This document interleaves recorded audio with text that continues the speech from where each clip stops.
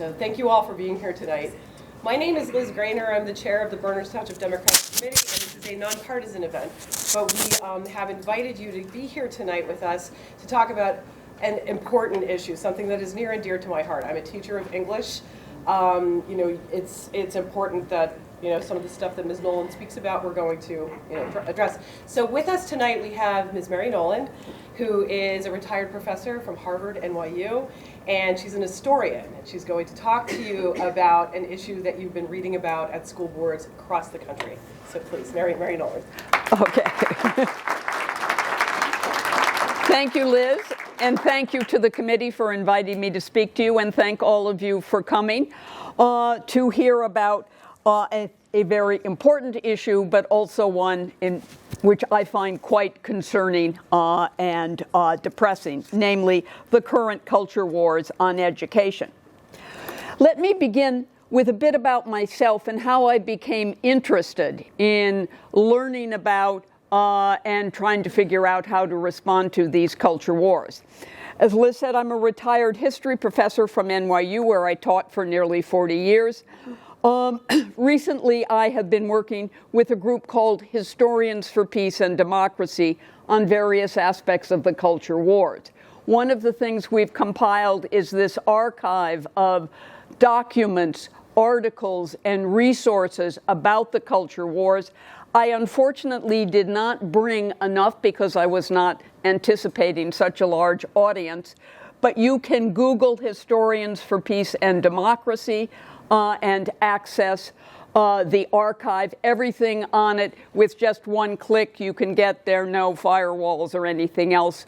Or the link is bit.ly/lowercase HPAD, uppercase CWE. We have also, in addition to the archive, have been working with the African American Policy Forum to try to get the faculty senates of public universities and colleges to pass resolutions saying they don't want the government interfering in what is taught and what can be read and what students can be exposed to. With the Zinn Education Project, we also have a new initiative called Historians on Call, which I'll talk a little bit more about later, about trying to make academic historians available to people in the K through 12 system, where some of the most intense battles are going on. So that's how I became interested in the culture wars. But what exactly do I mean by culture wars? The polarized opponents in these battles would undoubtedly give a variety of definitions, but let me open by giving you mine. The multifaceted culture wars against education attack how history and social studies are taught and written.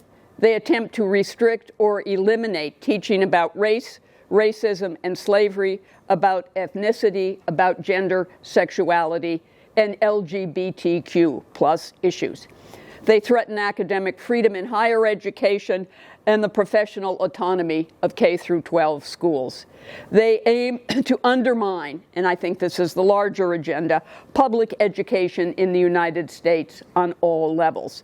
The culture wars have many fronts, ranging from school boards to state legislatures, from concepts and curricula to books in both public school libraries and public libraries, from diversity, equity, and inclusion initiatives to questions of job security and tenure. Well-funded and well-networked right-wing foundations, activist nonprofits and educational institutions, Republican governors and legislators, conservative journalists, Christian nationalists, and homeschooling parents are leading from the right the attack on education as it now exists. I want to talk about the culture wars by looking first, give you some sense of the dimensions of the problem and the targets that are singled out. Then I will explore why the culture wars have become so explosive in the last several years, and ask what the underlying issues and goals of the right seem to be. Then I want to say something about the main groups that are right-wing culture warriors, and in conclusion, say something about how people have been responding and what is being done and what you in this room might do. Let's begin with education gag orders.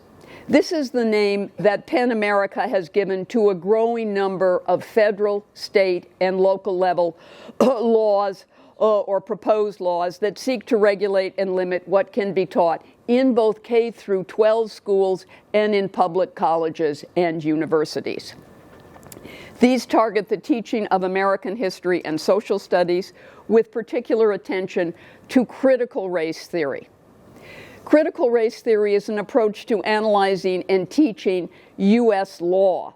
It is not taught in K through 12 or undergraduate programs, but it has become a catch-all term for how anything to do with race, the history of slavery, discussions of discrimination, inequality, etc., are taught, and that people in one way or another object to. Educational gag orders first targeted critical race theory, as I said, a vague and capacious concept that I'll talk more about. They did that, and so-called divisive concepts, another term into which any and all possible content can be put. Systemic racism is one of the favored divisive concepts that is attacked. They then moved on to attacking issues of about gender, sexuality, LGBTQ issues, an equally capacious and vague set of concepts and categories. Most recently, a new target that's becoming the focus of a lot of legislative attacks are diversity, equity, and inclusion initiatives. But how many of these are there? How serious is the problem? The short answer is there are a lot of these educational gag orders proposed and increasingly passed. States like Florida and Texas have received the most media attention, but they are hardly alone. As of mid-March of this year, 101 educational gag orders were pending in 27 state legislatures.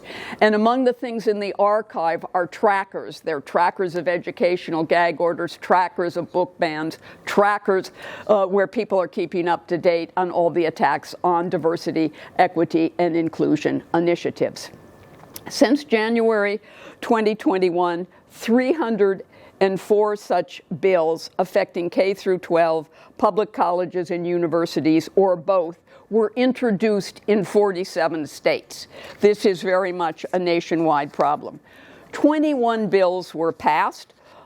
Many are still pending, and half a dozen were passed by state legislatures but vetoed by the governors of states.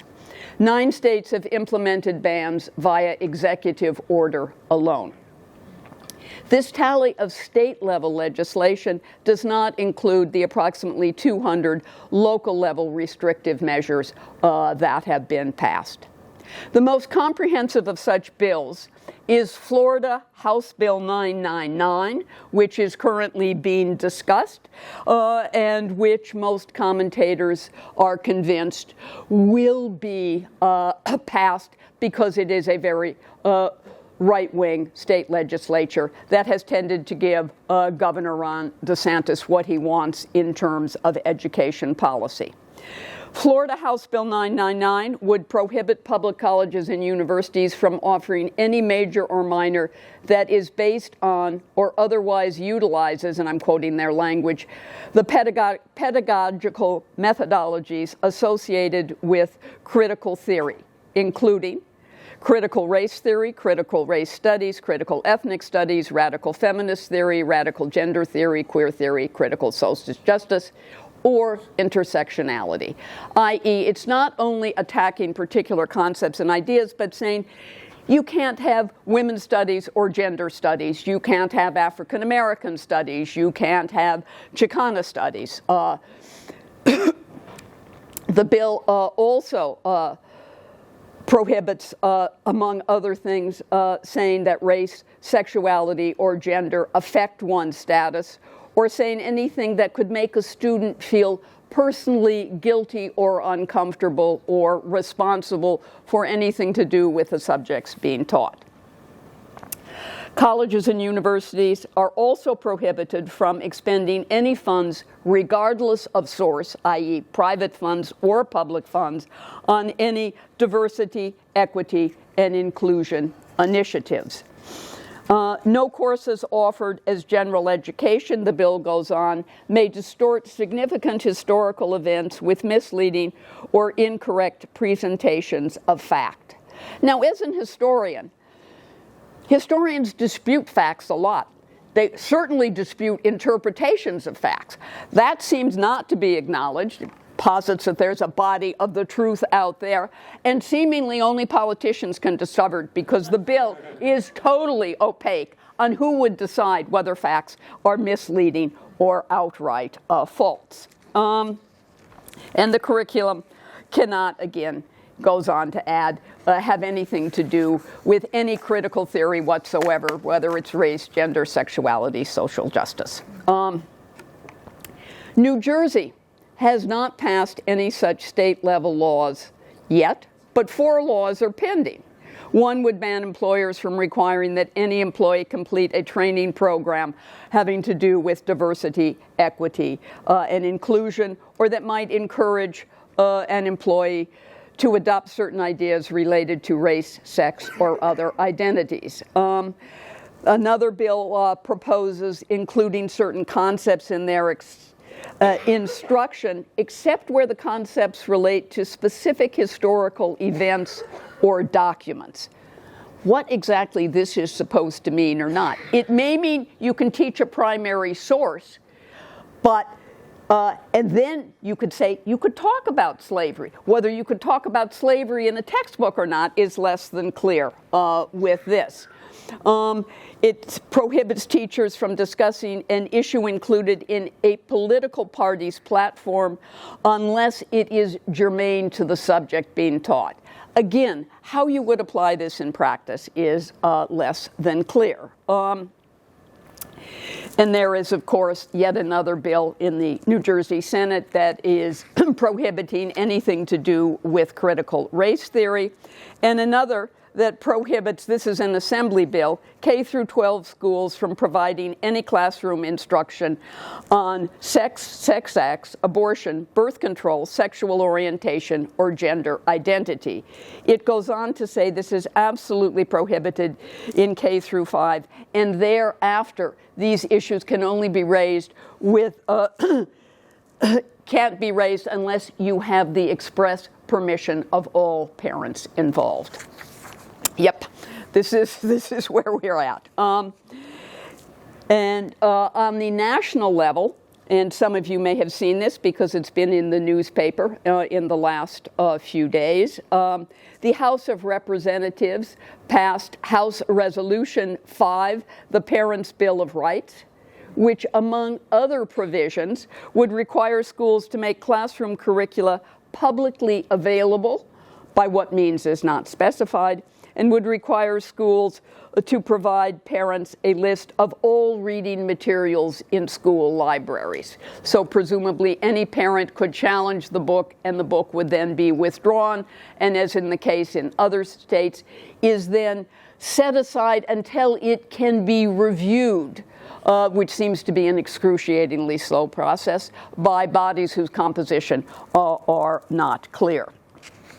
And it would require parental consent for schools to honor a student's request to change gender-identifying pronouns, and would require schools to inform parents if a student made such a request. That passed the House 213 to 208, almost exclusively along party lines. It will. Well, it's hard to know whether we will get through the Senate or not, because there will some Republicans, 1 or 2, who may vote against it, but some Democrats who will vote for it. But the effort to restrict what can be taught and said and read does not end with legislation. Book bans are once again becoming fashionable. According to PEN America, between June 2021 and June 2022, there were 2,532 instances of books being banned from school libraries. These involved 1,648 unique titles. Banning varied greatly by region. Some states like Texas and Florida saw several hundred books banned. Others like California, Nevada, and Massachusetts have not had book bans. New Jersey has had fewer than 10. According to the American Library Association, of the 10 most frequently banned books in 2021, 5 involved discussion of LGBTQ issues, whether fiction or nonfiction. These included genderqueer and All Boys Aren't Blue. The other 5 were banned for containing sexually explicit material or using profanity. These included Toni Morrison's The Bluest Eye and The Absolutely True Diary of a Part-Time Indian. And of course, there are more surprising titles that have been banned. Art Spiegelman's Mouse has been banned in any number of public and school libraries, as has The Diary of Anne Frank. So too, and this is mostly a public library issue, and perhaps kindergarten as well, a book called And Tango Makes Three, a picture book based on the true story of 2 male penguins in the Central Park Zoo who got together and raised a chick together. Well, you can imagine the arguments made. This is promoting a homosexual lifestyle in the animal kingdom. In Sarasota, Florida, K-12 teachers cannot accept books, book donations, or hold any kind of book fairs. They can't even read to students without getting parental permission.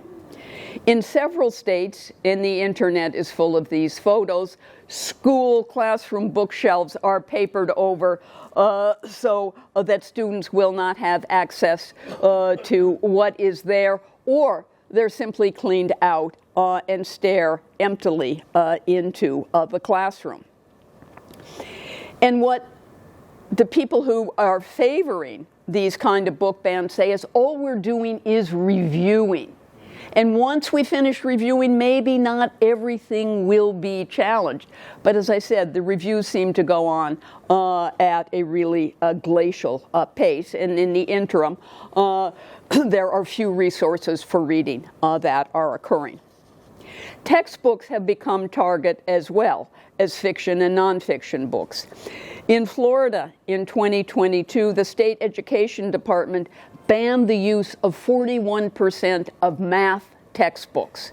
Now you say, why math textbooks? Well, the accusation was that they somehow promoted critical race theory and or promoted social and emotional learning and therefore had to be removed. Well, one result was that when the school year began last September, there were not enough math books to go around because you can't get your hands on a lot of the few that were approved.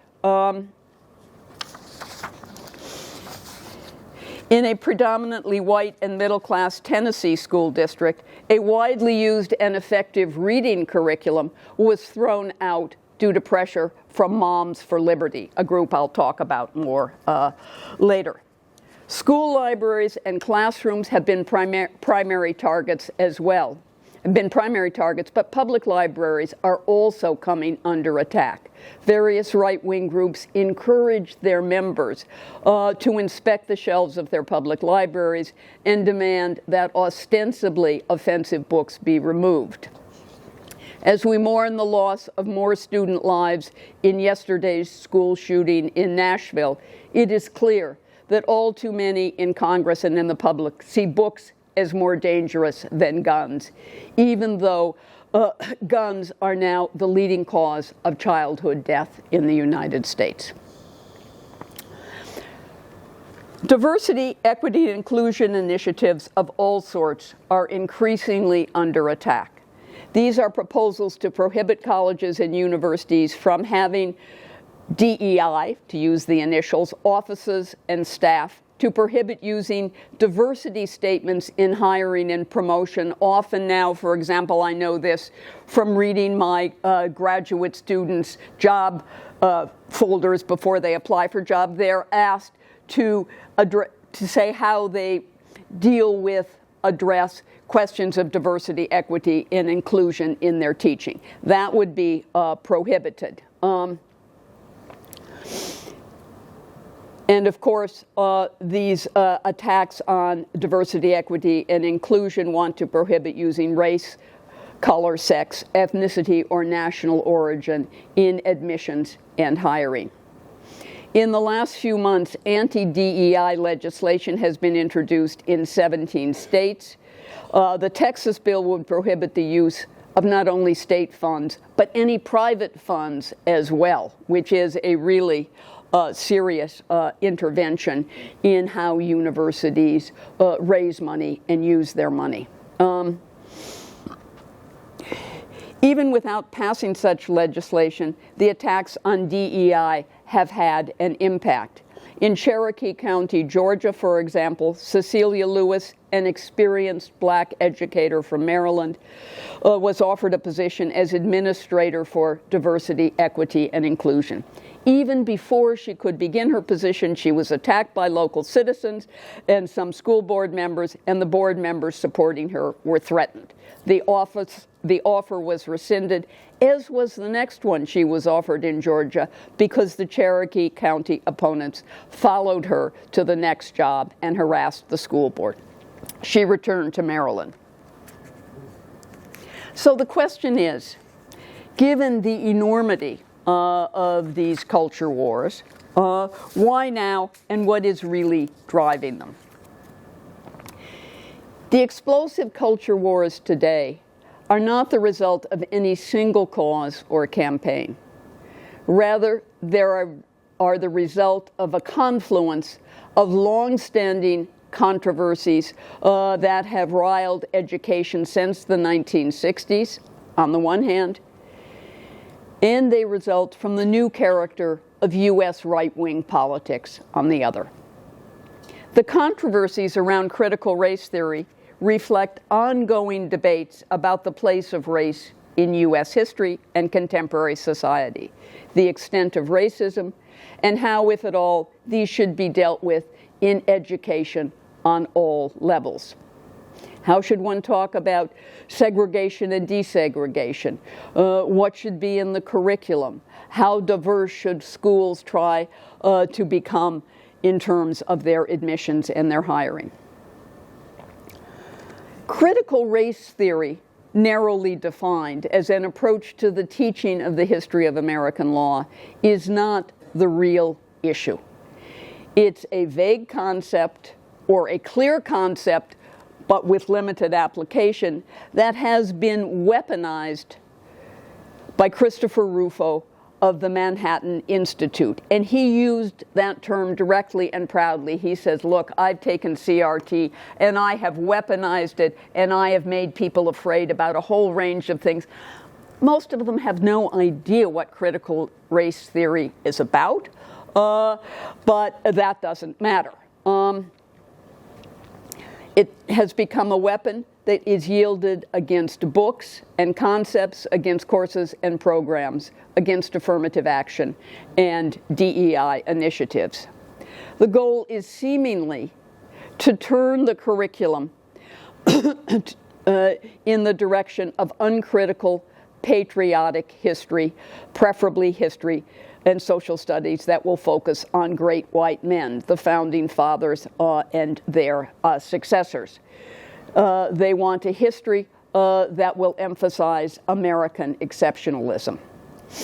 They want a curriculum that will not cause any student to have their beliefs in any way challenged or in any way to feel uncomfortable about the past and present of the society in which they live.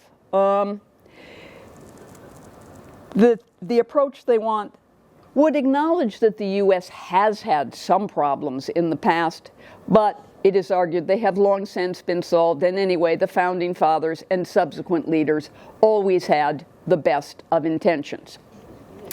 Now, as an historian who taught 20th century history, I started out teaching only 20th century German and European history. There's no way not to make people upset about what happened, even about the possible role of America in perhaps not acting soon enough against Nazi Germany, for example.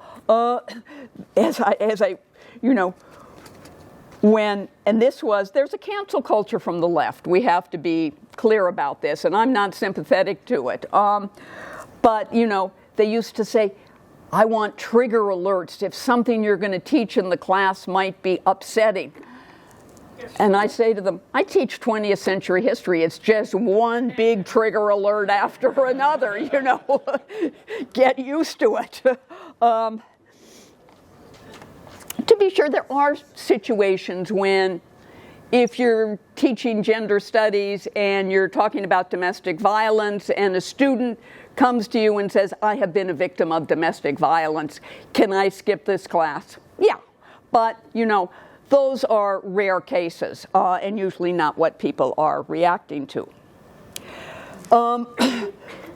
So the culture wars are about a whole series of broader debates about race, systemic racism, and how American education and society deals with them. The culture wars are also part of a larger effort to undermine women's reproductive rights and rights that have been gained by the LGBTQ plus community. This conservative attack on anything to do with family, gender, sexuality, it seems to me has been even longer and more powerful, witness the recent Supreme Court decision on abortion rights, than the attack on education. But many of the same methods are used, and the attack on education builds on the effort to limit the rights of the LGBT community and to limit women's reproductive right. The goal is to silence as completely as possible all of these discussions and to actively insist that gender is natural, biologically determined, not in any way socially or culturally constructed, and that the only kind of sex and marriage that is permissible is the heteronormative sort. The current culture wars are, thirdly, an intensification of long-standing fights about curriculum in K through 12 as well as in colleges and universities. They represent an attack against the very success that scholars of color, feminists, and gays have had in expanding courses and programs over the last 30 or 40 years. Their reaction to the very success of historians in diversifying the voices that are heard, the stories that are told, and the problems that are acknowledged and analyzed. Fourth, I think the culture wars are so intense now because they continue and intensify two sorts of attacks on teaching personnel. On the one hand, there is the attack on job security of K through 12 teachers and on tenure in higher education. An effort to make all positions short-term contracts revocable at any time. The attack on tenure and their pros and cons about whether at a certain stage professors should have lifelong employment. There are pros and cons about it. But the issue is blown all out of proportion because at this point, only 25, maximum 30% of those teaching in colleges and universities have tenure or on a tenure track line. Tenure is already effectively over, and with it, the real protection for academic freedom that went with that. Most employees are full-time contract faculty, adjuncts who teach 1 or 2 courses a semester, or graduate students who do an increasing amount of teaching in colleges and universities of all sorts. But there's a second attack on teaching personnel that is going on and is fueling these wars, and that is the attack on teachers' unions on all levels. Teachers' unions in K through 12, teachers' unions which are less prevalent, but not all, well, fairly prevalent in public universities, much less so in private ones. The attack on them comes because they are defenders of teacher expertise and autonomy. They're a bulwark against government interference. The culture wars in education are part of a rightward shift in U.S. politics. The emergence of new forms of right radical populism has fueled and is fueled by resentment about changes in the economy and in the ethnic and racial makeup of the American population. This new populism reflects resentments about secularism on the part of more religious people, from Supreme Court Justice Alito and Thomas downward. The current culture wars are fueled by the fact that people are increasingly thinking about, or are encouraged and mobilized to think about, issues of race, gender, and sexuality, and join the right-wing populists in promoting their views of it. The current culture wars are also fueled by growing attacks on public education, both K through 12 schools and public colleges and universities. These range from the policies of people like Betsy DeVos, the anti-public education Secretary of Education under Trump, to the charter school movement and the ongoing demand for vouchers to pay for religious and private schools. The value of college education is increasingly being called into question. Is it necessary to have a college education if you want a well-paying job?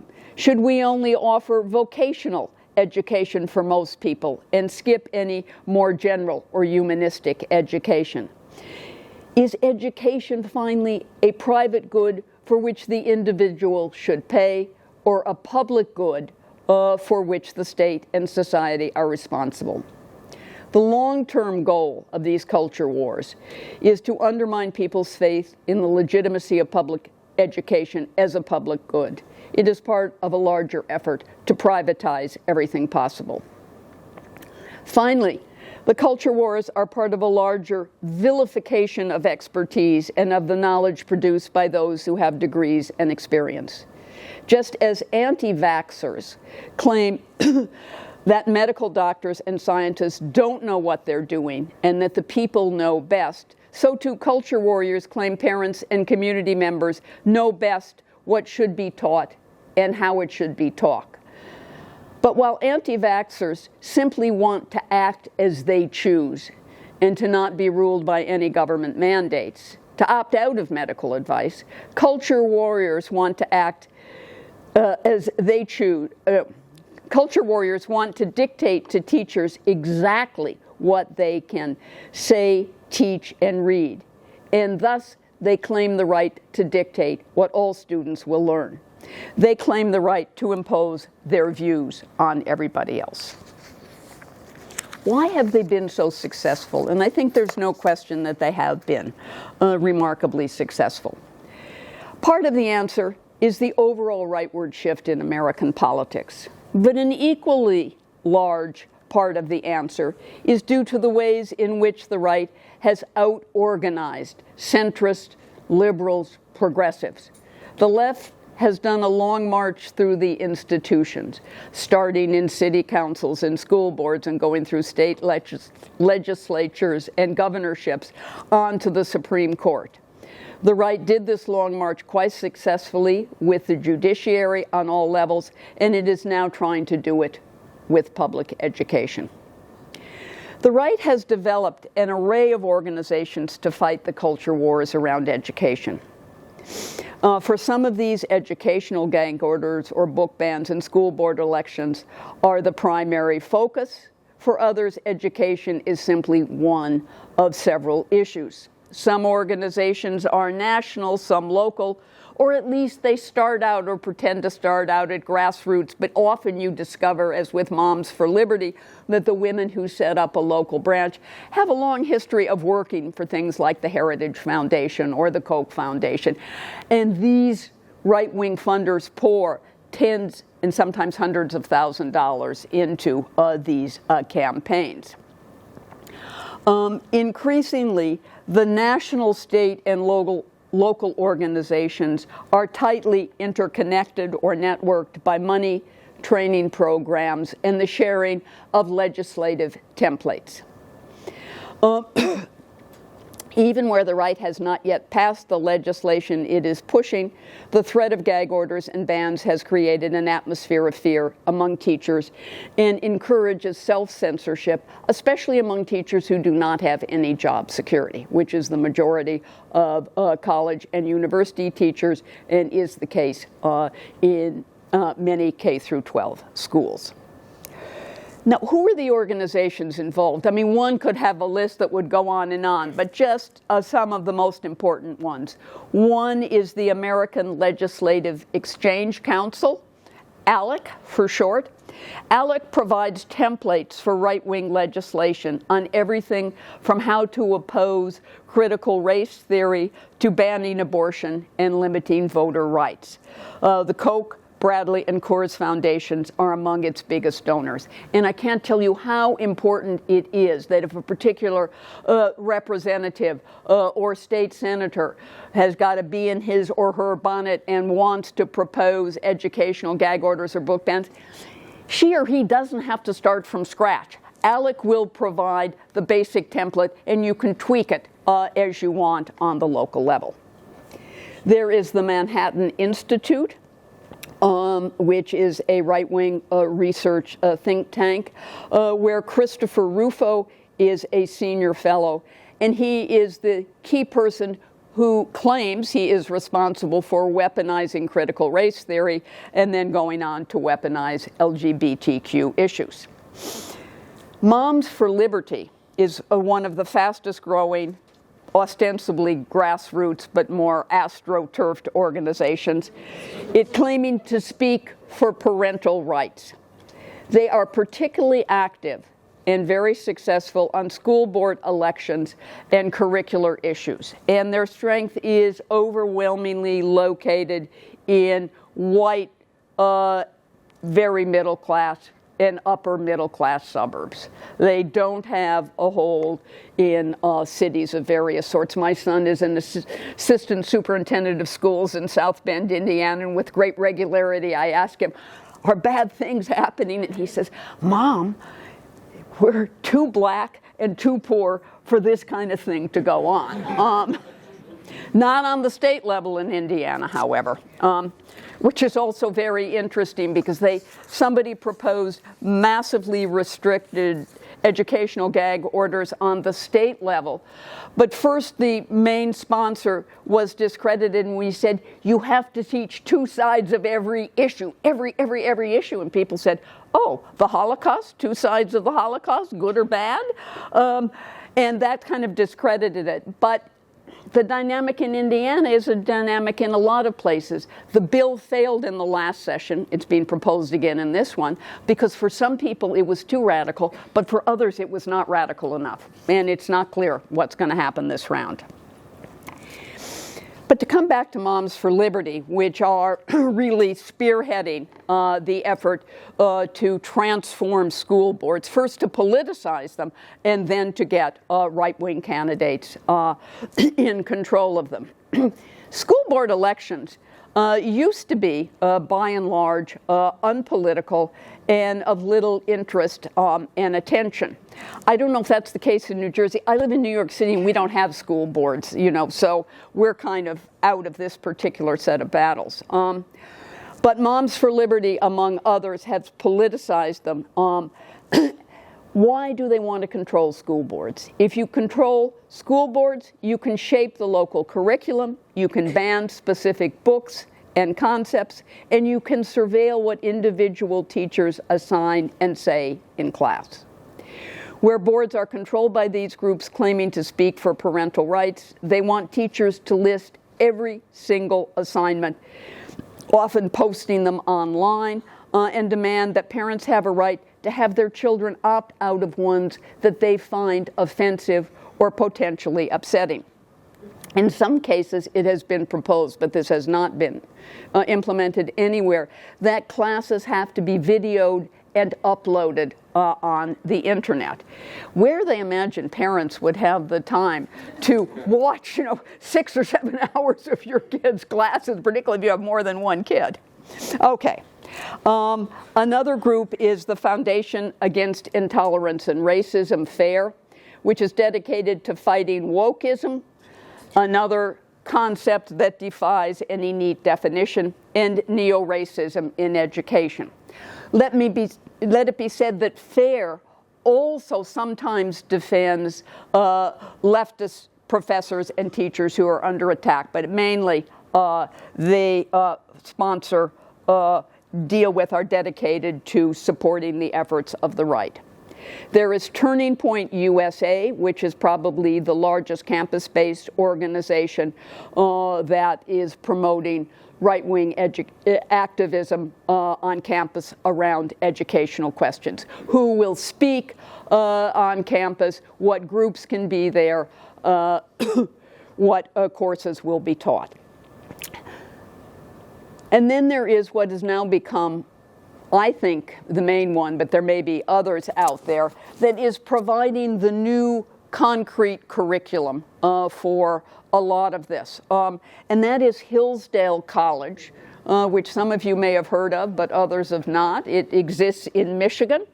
It used to be places like Bob Jones University and the Pensacola Christian College that provided right-wing curriculum, but Hillsdale has stepped into the front of that effort.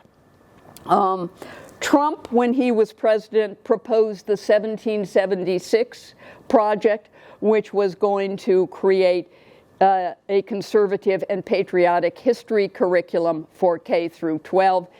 It never came into being, and interestingly enough, there was not a single historian on the committee who was going to produce this curriculum. But hey, what do we historians know? But that task of creating a 1776 patriotic, conservative, and Christian curriculum has been taken over by Hillsdale College, and it is already being widely used in private schools and in homeschooling. So, what are people doing to try to combat this? A variety of initiatives, often much more dispersed and decentralized than those that have occurred on the part of the right. The African American Policy Forum, whose founder, Kimberly Crenshaw, was one of the founders of critical race theory. She is a law professor, and she helped create it for ways to analyze American law and teach American law. But the African American Policy Forum has launched an academic freedom petition, and they were the ones who started this effort to get the faculty senates of public universities to pass resolutions saying these educational gag orders and book bans are something we want no part of. We're going to push back again. We should be able to control what we teach. The African American Policy Forum, as well as the American Historical Association and the Zinn Education Project, have made an abundance of teaching materials available online for K through 12 teachers, along with suggestions for how to teach so-called divisive concepts and subjects in ways that will stimulate student discussion and expose them to new ideas. But they also suggest ways in which you can do things like use primary documents and not necessarily textbooks that are more easy to attack, because A primary document is, in certain ways, an objective creation of the past. You can't say, historians, we're all going to interpret them differently, but they can't dismiss them out of hand. But they suggest ways in which you can teach the subjects you want to teach about race, gender, and sexuality, and yet not run afoul of the ever-growing restrictions, because teachers are very, very scared these days. The Zinn Education Project has gotten more than 8,000 teachers to sign a pledge to teach history honestly as an act of resistance to GOP bills. But as I said, teachers' protests are risky given the danger of being harassed or fired. PEN America, the American Library Association, and the African American Policy Forum have all undertaken initiatives to expose book banning and try to combat it.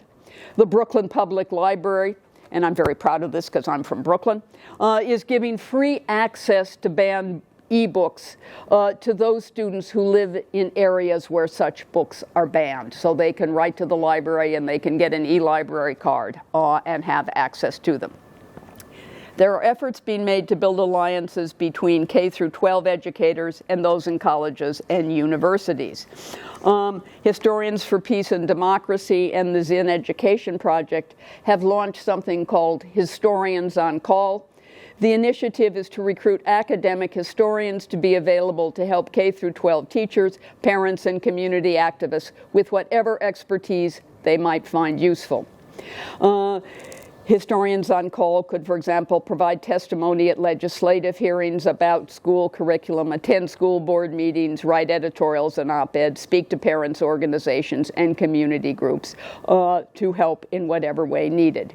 And unions, particularly the NEA Ed Justice Program, are increasingly active on this front. As concerned citizens, you should inform yourselves and inform others about what is happening nationally and locally. You should run for local school boards and participate in curriculum debates, because even if you're not on the school board, you can attend, you can listen to what the debates are and weigh in.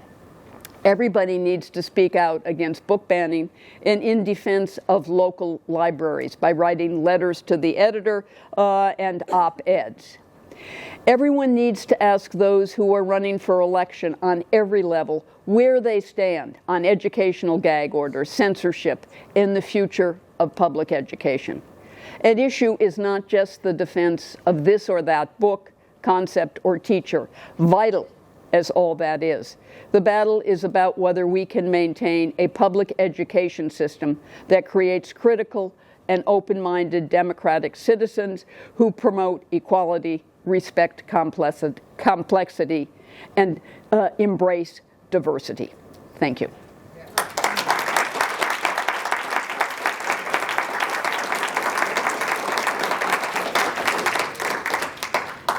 A couple of days ago, I think I shared the article with you, there was a lawsuit by the publishers against libraries that are making ebooks readily available. Do you think this is partially aimed at the Brooklyn Library? No, that seems to be a different thing. There's something called, and I don't know all the details of it, the Internet Archive, which is digitalizing a lot of works and making them freely available. Any ebook that the Brooklyn Public Library has is one that they have purchased from the publisher of the ebook. So that's different. And it's a complicated issue because on the one hand, in theory, all knowledge should be free and accessible, but some people live by writing. And they say, wait, if you do this, then my ability to earn a living disappears. So it gets really very complicated about that, but it's not, that's a slightly different thing than how libraries get ebooks. I am a school librarian, and I'd like to add to your list of things that people can do. The American Library Association has a campaign called Unite Against Book Bans, uniteagainstbookbans.org. The American Library Association, working together with other groups such as PEN America, GLAD, People for the American Way. If you go to that website, uniteagainstbookbans.org, you will find a tremendous toolkit that will help you talk about this issue, share information with your friends, lots of great action ideas there. From the perspective of a school librarian, I'd like to know, from your perspective as a historian, I agree completely that the right is in this for the long game. We saw that long game play out earlier this year with the Dobbs decision. My concern as a librarian is that that long game is now focused on PICO. And I'm fearful that some of these book banning cases are intended to work their way up to the Supreme Court. For those of us in libraries, we have relied on PICO for 40 years. Explain what PICO is, if not everyone may know. A landmark case in 1982, PICO versus Island Tree School District in New York. A list of 11 books was presented to the school board, and they were described as offensive. Books like, I'm trying to think of some of the lists from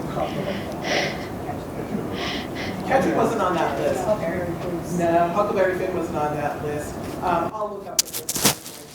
The school board agreed, said that the books were just plain anti-American, just plain filth. The students in the district disagreed, including Stephen Pico, who was the president of the student council.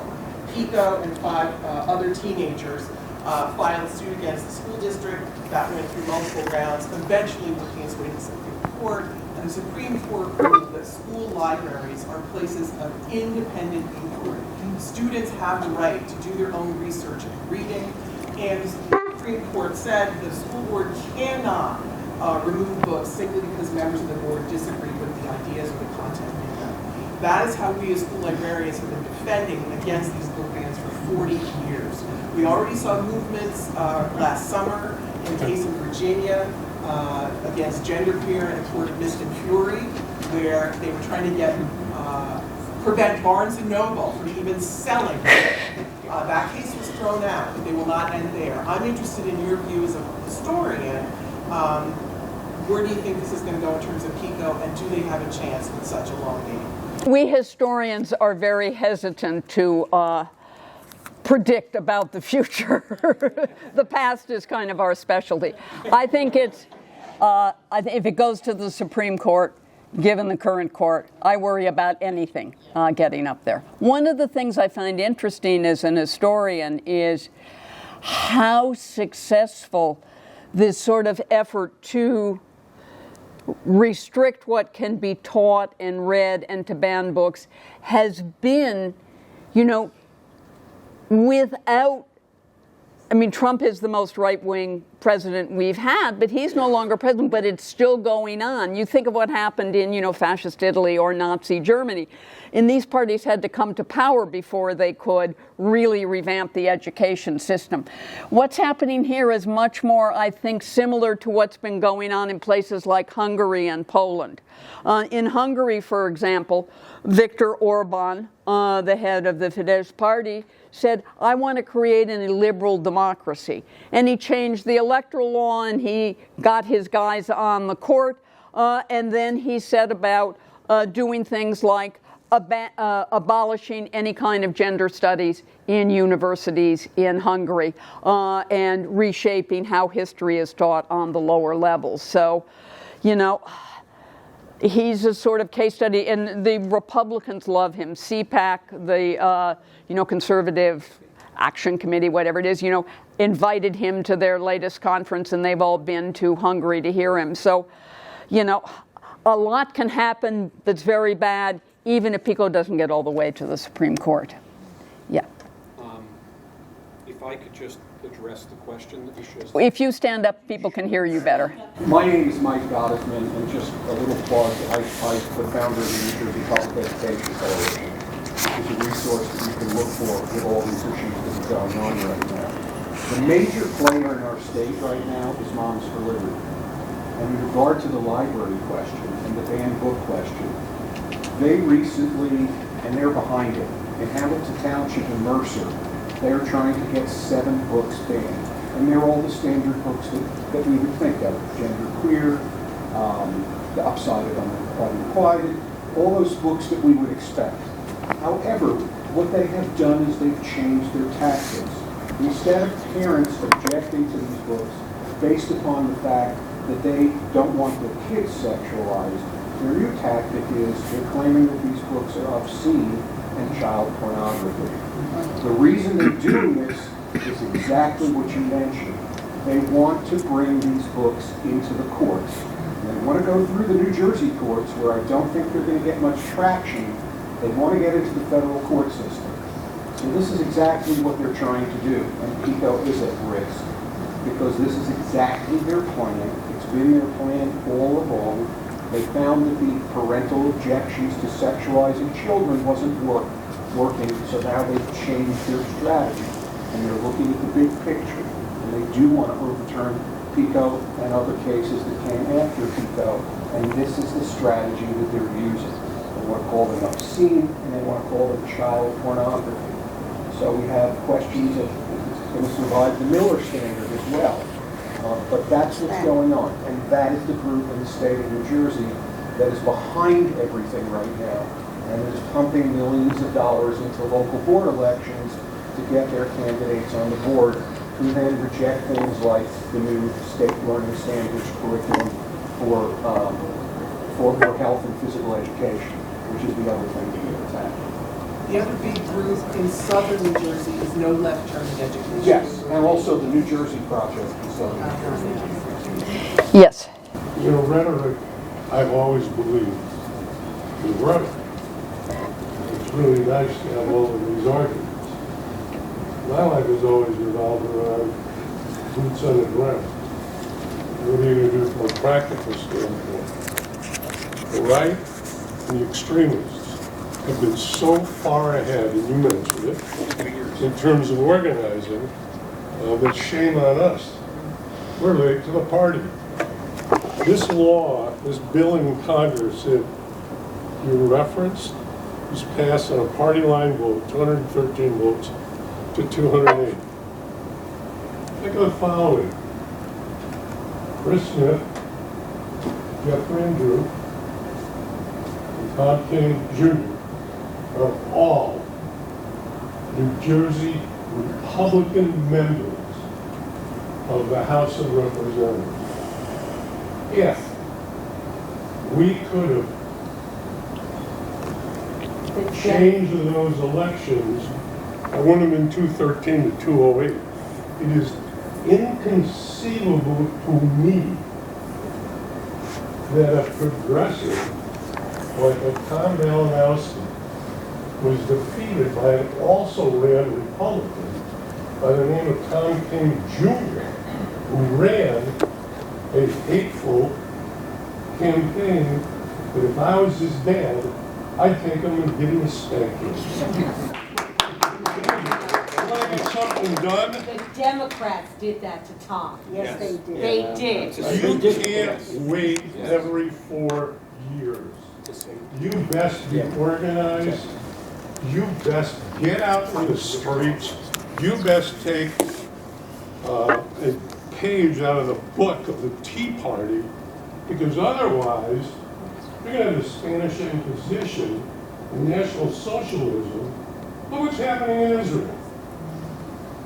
The thing that's going to bring down that government are the unions going into the streets, the airports closing, and reservists saying, we ain't going to train.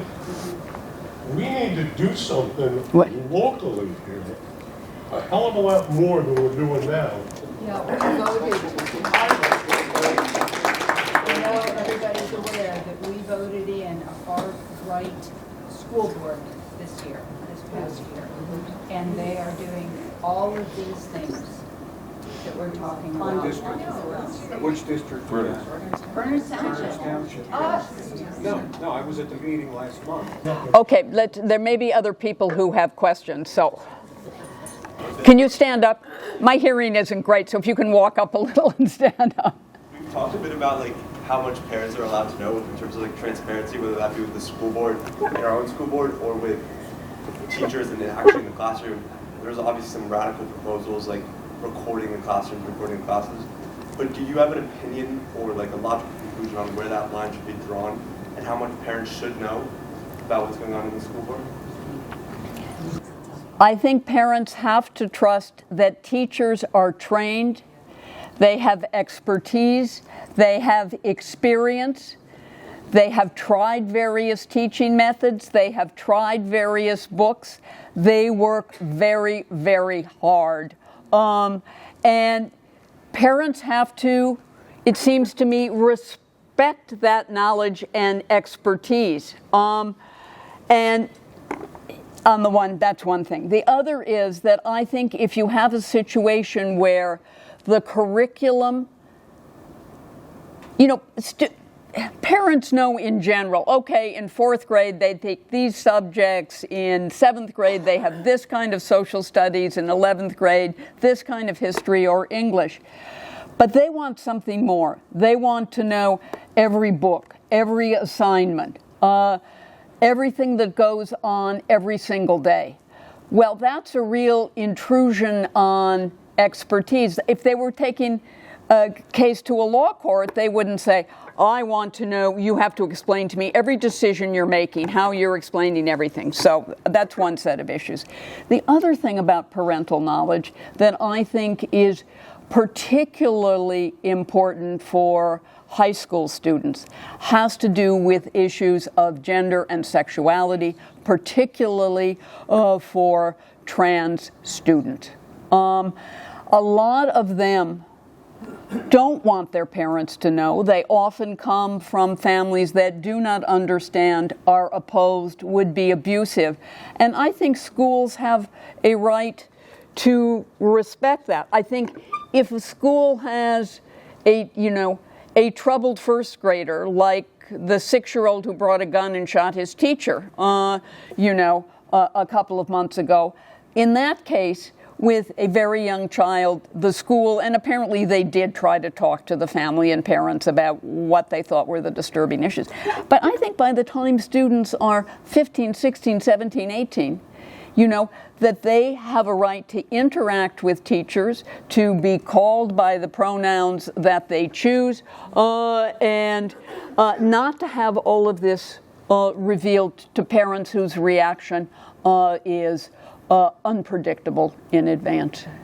That is the law, that those things are not revealed. That doesn't stop them from trying to do it. Yeah. So, as you look at where we are now, and you apply your perspective as a historian, where do you think, if you were going to analogize our current situation with a historic situation, where do you think we would fit on that perspective? I mean, do you see the beginning of fascist Italy? I mean, is this National Socialism? Could you draw an analogy that you think would be helpful as we think about the future and how we think about addressing these challenges? I would say two things. One is, although I'm an historian of Nazi Germany and 20th century Europe, I think applying the label fascism is unhelpful. It says you don't like something. It doesn't help you understand what it is. Fascism is an idea that's useful to think with and to say, well, yeah, this looks a little similar, but that is very different. I think if there are any historical analogies, it's like what's happening in Hungary and Poland. The way what someone has called a constitutional coup d'etat. I think that's the danger in this country. Specifically in terms of this effort to purge or control the education system, the question often asked is this like McCarthyism in the 50s? A good friend of mine, Ellen Schrecker, who has written a couple of definitive books on McCarthyism in education, among them No Ivory Tower, has said in print, it is worse. Because the attack is more broad-based. That really focused on trying to out anyone they thought was a communist and get them fired. This is trying to control many, many more aspects of the education system and to undermine the idea of public education as a public good. And so in that way, it's really worse. In some states, they're really trying to, they're passing laws that will defund all diversity, equity, and inclusion work. And in particular, they're saying there cannot be any such statements required for hiring and tenure. I mean, what do you think the prospect is if you take away those two statements, if you don't allow statements in hiring and tenure, I mean, how can universities, colleges, schools pursue, diversity, equity, and inclusion without running afoul?